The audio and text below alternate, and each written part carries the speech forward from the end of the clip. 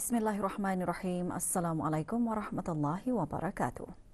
Mesyuarat pertama Jawatan Kuasa Pandu Majlis Ilmu 2021 sempena sambutan ulang tahun Hari Keputeraan ke bawah Dulia Mahamulia Paduka Seri Baginda Sultan dan Yang di-Pertuan Negara Brunei Darussalam yang ke-75 telah menumpukan perbincangan mengenai cadangan tema dan program-program sambutan Majlis Ilmu 2021 serta perkara-perkara yang berkaitan.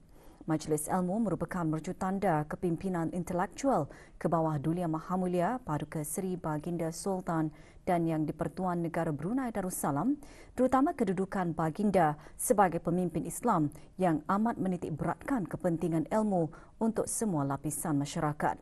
Mesyuarat berlangsung di Jabatan Perdana Menteri. Mesyuarat dipengerusikan oleh Yang Berhormat Datuk Seri Setia Haji Awang Abdul Mukti bin Haji Muhammad Daud, Menteri di Jabatan Perdana Menteri, selaku pengerusi bersama Jawatan Kuasa Pandu Majlis Ilmu 2021.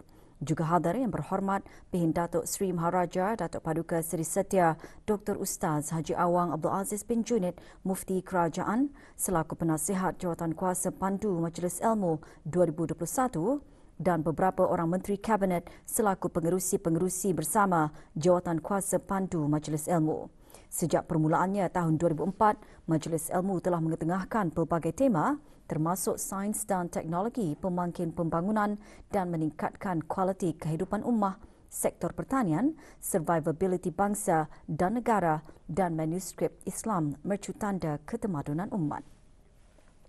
Mencadangkan kertas konsep dan tema yang bersesuaian bagi majlis ilmu. Semua ini adalah untuk memastikan adanya kesinambungan fokus dan tema bagi setiap majlis ilmu yang diungkayahkan itu. Dewan Bahasa dan Pustaka dan Jabatan Pembangunan Masyarakat petang kemarin masing-masing menerima 15 buah komputer yang disumbangkan oleh syarikat Brunei Methanol Sendirian Berhad. Inisiatif sumbangan komputer merupakan salah satu aktiviti tanggungjawab sosial korporat bagi syarikat Brunei Methanol Sendirian Berhad dalam usahanya untuk melahirkan masyarakat yang berpendidikan dan berkemahiran tinggi, terutamanya dalam dunia teknologi maklumat. Majlis penyerahan sumbangan berlangsung di Perpustakaan Dewan Bahasa dan Pustaka Pusat Bandar Seri Begawan. Hadir menyaksikan penyerahan sumbangan tersebut Yang Berhormat Major Jeneral Bersara Datuk Paduka Seri Awang Haji Aminuddin Ehsan bin Pihin Orang Kaya Saiful Muluk, Datuk Seri Paduka Haji Abidin, Menteri Kebudayaan Belia dan Sukan. Sumbangan diserahkan oleh Kenneth Shige Kubushiro, Ketua Pegawai Eksekutif Syarikat Brunei Methanol Sendirian Berhad, kepada Awang Suib bin Haji Abdul Wahab, Pemangku Pengarah Dewan Bahasa dan Pustaka. Juga hadir Awang Abdul Muiz bin Datuk Paduka Haji Ali Khan, Timbalan Ketua Pegawai Eksekutif Brunei Methanol Sendirian Berhad. Pusat Ihsan Al-Amirah Al-Hajah Mariam juga menerima sumbangan 15 buah komputer dari syarikat Brunei Methanol BMC. Majlis berlangsung di Pusat Ihsan Al-Amirah Al-Hajah Mariam, Kampung Bengkurung. Pengiran Datin Hajah Nuraini binti Pengiran Dipa Negara Laila Diraja Pengiran Haji Abdul Momin, Timbalan Ketua Eksekutif Pusat Ihsan Al-Amirah Al-Hajah Mariam menjelaskan Pusat Ihsan menghargai syarikat BMC atas sumbangan tersebut yang akan digunakan dengan sebaiknya. 15 komputer diserahkan oleh Awang Abdul Muiz bin Datuk Paduka Haji Ali Khan, Timbalan Ketua Pegawai Eksekutif BMC, kepada Timbalan Ketua Eksekutif Pusat berkenaan.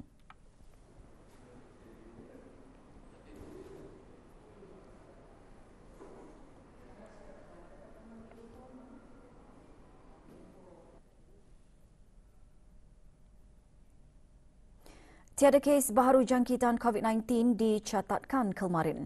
Kementerian Kesihatan dalam siaran akhbarnya memaklumkan jumlah keseluruhan kes COVID-19 di negara Brunei Darussalam masih kekal 266 kes. Sementara itu, 8 kes aktif masih dirawat di Pusat Pengasingan Kebangsaan.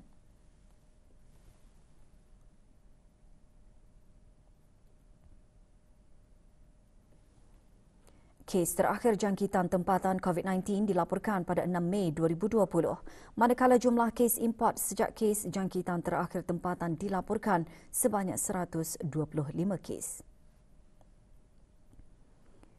574 individu sedang menjalani pengasingan diri mandatri, manakala 21,420 orang menamatkan pengasingan diri mandatri sejak Mac 2020.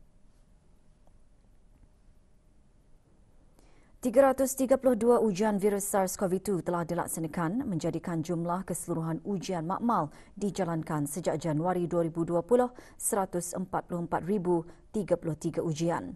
Maklumat lanjut dan perkembangan terkini layari laman sesawang Kementerian Kesihatan dan talian Kesihatan 148.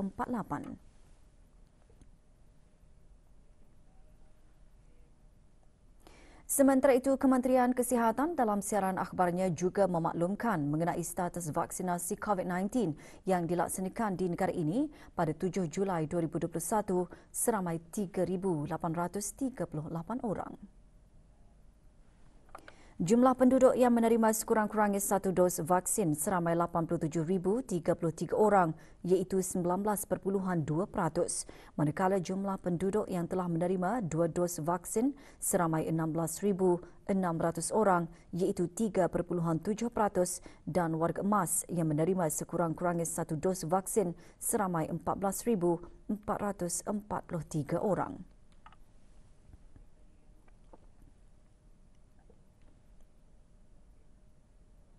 Dalam pada itu, talian Nasihat Kesihatan 148 telah menerima lebih dari 300 panggilan setiap hari dan ini telah bertambah sejak pembukaan bagi fasa ketiga program vaksinasi kebangsaan COVID-19 yang menyebabkan talian sentiasa sibuk. Perkara tersebut dinyatakan oleh Dayang Atirah Fakhriah binti Haji Awang Yusof, Pegawai Perhubungan Awam Kanan yang merupakan Ketua Bahagian Perhubungan Korporat di Kementerian Kesihatan ketika ditemui RTB. Talian Nasihat 148 ini hanya beroperasi waktu pejabat saja, even during lunch time lah tu. So ataupun sudah sebenarnya kadang-kadang macam bilangnya panggilan itu selalu masuk, mungkin sebab itu dah sentiasa engage. Jadi diharapkan orang ramai bersabar dan kalau dapat memahami situasi yang sedang dihadapi, tapi memang pihak kementerian mempunyai perancangan untuk mengatasi perkara inilah. Kami pun ada menerima sebenarnya panggilan-panggilan pasal bertanyakan pasal klinik, macam flu klinik, and all that kan. Sebenarnya tu bis kita boleh meng-call 123. Jadi kalau kita dapat meng-call 148, boleh call 123 juga. Awang Muhammad Nazmi Faiz bin Haji Abu Bakar, Ketua Pasukan Talian Nasihat Kesihatan 148 pula mengungsikan pengalaman beliau ketika bertugas di Talian Nasihat Kesihatan 148.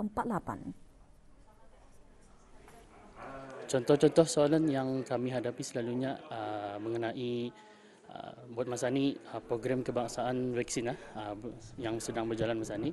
Jadinya dorang soalan-soalan mengenai tentang booking, appointment. Masa ni banyak sambutan. So for masa ni dalam bulan 7 sama 8 masa ni full di indoor. Jadinya orang ramai menelpon kemari untuk bertanya pasal bila ada slot available untuk yang akan datang. Bagi Auda yang hendak mendapatkan suntikan vaksin COVID-19, pastikan Auda memakai pakaian yang bersesuaian untuk memudahkan proses menyuntik lengan Auda. Untuk maklumat lanjut, ikuti promo ini.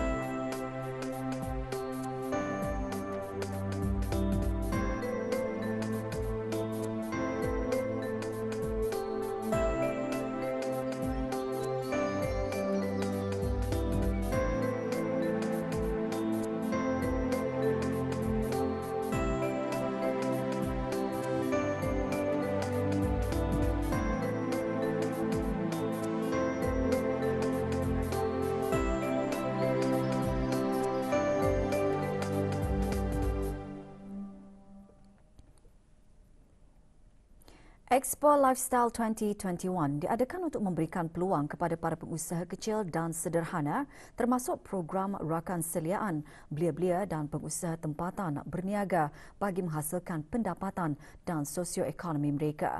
Expo yang dianjurkan bersama syarikat Lasung Emas dan Sinar Harapan dilancarkan petang kemarin di Airport Mall, Brakas. Hadir yang berhormat Awang Haji Muhyiddin bin Haji Johari alias Johari, Ahli Majlis Mesyuarat Negara. Majlis diselajurkan dengan penyampaian sumbangan keperluan asas kepada 10 warga emas Sinar Harapan daripada AE Enterprise. Expo dibukakan untuk kunjungan orang ramai sehingga 11 Julai ini bermula pukul 10 pagi hingga 10 malam.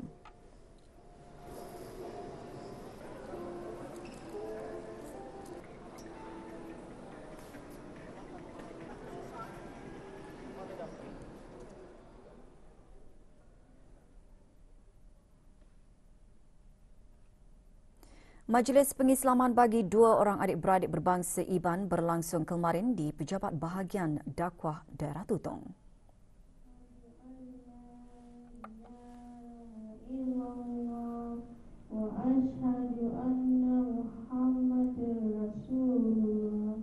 Hadir yang berhormat Awang Haji Umar Ali bin Esong, Ahli Majlis Mesyuarat Negara. Dayang Norlela anak Nyabang kini dikenali sebagai Siti Fatimah Az-Zahra binti Abdullah Nyabang. Sementara Dayang Nurdiana anak Nyabang memilih nama Islamnya sebagai Nur Hayatina Al-Islam binti Abdullah Nyabang dan anaknya Syahrizmi kini dikenali sebagai Muhammad Yusuf Al-Mustafa bin Abdullah.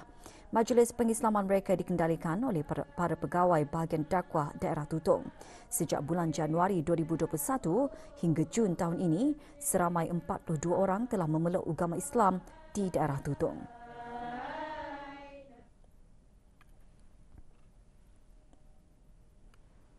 Bersempena memperingati sambutan Jubli Emas Penubuhan Sekolah Menengah Brakas yang sebelum ini dikenali dengan Brakas English School, petang kemarin diadakan majlis membaca surah Yasin dan tahlil anjuran Persatuan Ibu Bapa dan Guru PIBG SMB bagi Paduka Ayahanda dan Bonda ke bawah Duli Yang Maha Mulia Paduka Seri Baginda Sultan dan Yang di-Pertuan Negara Brunei Darussalam, Almarhum Sultan Haji Omar Ali Saifuddin Saadul Khairuddin, Almarhumah Duli Raja Isteri Pengiran Anak Damit dan Ananda ke bawah Duli Yang Maha Mulia, Almarhum Duli Yang Teramat Mulia Paduka Seri Pengiran Muda Haji Abdul Azim. Majlis ini dihadiri oleh guru-guru dan kaki tangan SMB, ahli-ahli PIBG dan alumni sekolah berkenaan. Majlis berlangsung di Kubah Makam Diraja.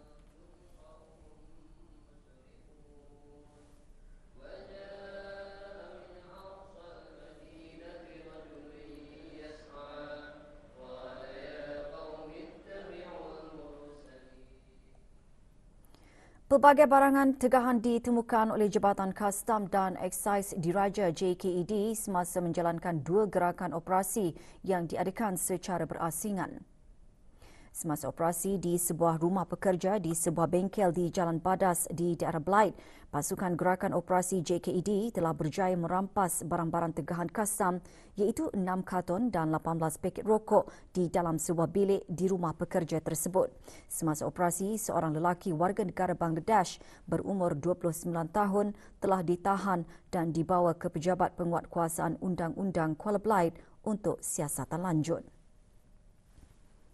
Sementara itu, semasa operasi dijalankan di Jalan Pantai Serasa, pihak JKED bersama Gabungan Operasi Laut dan Darat berjaya merampas barang-barang yang diseludup masuk melalui perairan tanpa pengisytiharan yang sah di dalam sebuah kereta. Barang-barang yang dirampas 249.2 kilogram ketam kaluk, 87.2 ketam suri, 184.2 kilogram kerang bersaiz besar, 170.4 kilogram buah pengalaban, 3 guni pukat dan 1 guni pelampung pukat.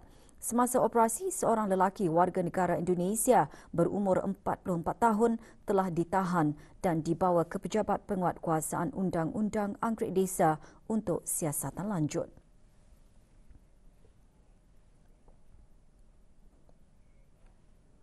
Keputusan peperiksaan sijil perdagangan Brunei Jun 2021 telah pun dikeluarkan. Jabatan Peperiksaan Kementerian Pendidikan dalam siaran akhbarnya menyatakan calon-calon yang telah menduduki peperiksaan tersebut bolehlah mengambil slip atau sijil masing-masing di Jabatan Peperiksaan tingkat bawah Blok B Kementerian Pendidikan pada waktu bekerja iaitu hari Isnin hingga Khamis dan Sabtu bermula pukul 7.45 pagi hingga 12.30 hari dan 1.30 petang hingga 4.30 petang.